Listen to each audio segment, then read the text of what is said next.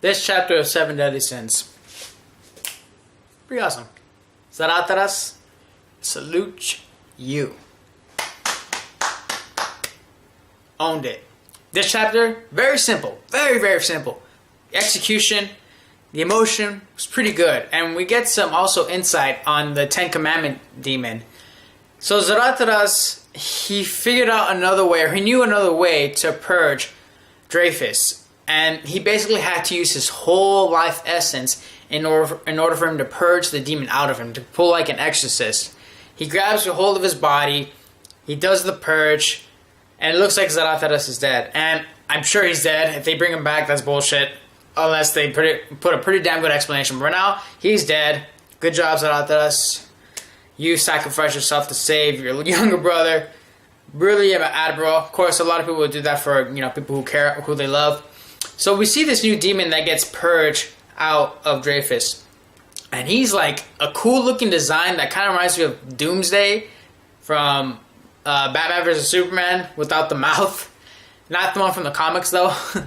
And he looks pretty sick and ugly though. And everyone's like looking, oh, so that's the true form of the Ten Commandment fraudulent. And he's all telling, oh, what's the point of this? Zaratras, he killed himself, but I can still just go back into Dreyfus's body.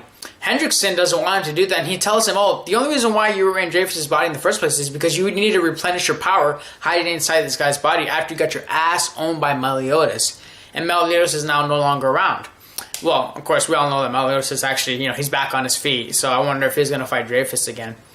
Because at the end of this chapter, you see, not Dreyfus, Fraudulent now, the Ten Commandment. And Dreyfus is now a separate person now. He's freed from his body. He's freed from the commandment. He now has his own personality, his own life back.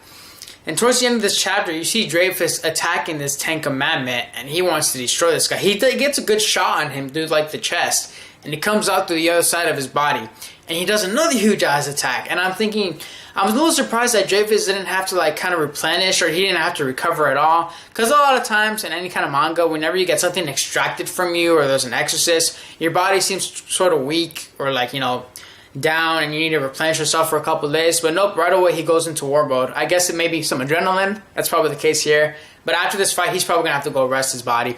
At least that's what I'm expecting.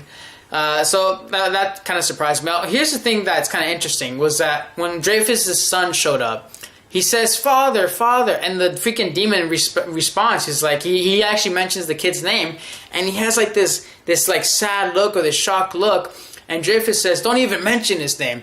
And I'm thinking to myself, did this Ten Commandment or demon get attached to Dreyfus' son? Is it him showing that he can have some kind of... Oh, we know that demons can have an emotional feeling. That's been the case with some of the story of the Ten Commandments, with them getting their children wiped out from the goddesses. They can love people. And it seems to me that Dreyfus might have gotten attached to this younger human, this little human, who is Dreyfus' son. And I'm wondering if that's going to come into play, because I don't think Dreyfus is done for after this chapter. He's definitely going to be fighting again, especially... Not Dreyfus, Fraudulent. I keep getting mixed up. That demon, that monster demon, is going to come back in the next chapter and keep fighting. But it seems to me that that son might end up playing a little role here, depending on if that demon dies or not. Because he did look like he got attached from this episode. Hopefully, we get to see more of that fight instead of them like going to another fight. Because I want to see that finish up. I want to see this part wrap up. Because I've really been liking these past couple chapters with Zaratras and Hendrickson. Good character development for both of them. Zaratras, badass, man. He owned it. I want to see maybe some more character development with this demon. If he dies next week, oh well. Hope he doesn't though. And then that's pretty much it for this chapter. I'll give it a solid 4 out of 5 stars. Good chapter. Love Zaratras. Alright, I'm pretty much repeating myself. That's it for the review, guys. Fanchart out.